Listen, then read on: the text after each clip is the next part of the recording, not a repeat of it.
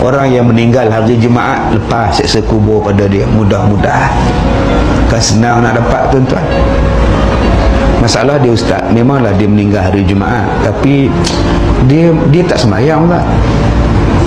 Adakah dia lepas seksa kubur? Dia tak semayang, ustaz. Nabi kata lepas-lepas lah. Masalah dia, ustaz, dia tak semayang. Ustaz faham tak? Memanglah saya faham.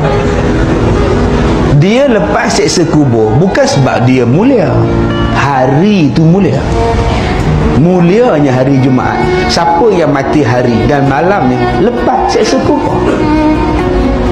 Man mata yaumul jum'ah aw lailataha itqun min azabil qabri, kata Nabi.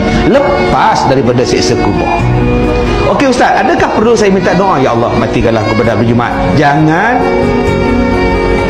Itu masalah dia, ustaz. Adakah kalau dia mati hari Jumaat, besoknya hari Sabtu, adakah dia kena soal pula hari Sabtu?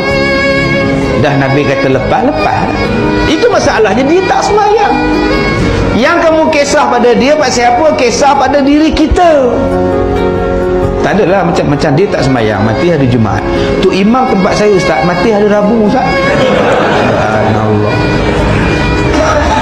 Kenapa kamu kisah dengan tu imam kamu mati hari Rabu? Bukankah Rasulullah wafat hari Isnin?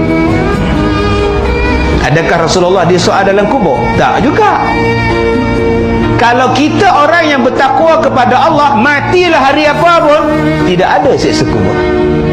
Isnin ke, Jumaat ke, Selasa ke, Rabu ke, Ahad ke, matilah hari apa pun, kubur kata ahlan wa sahlan.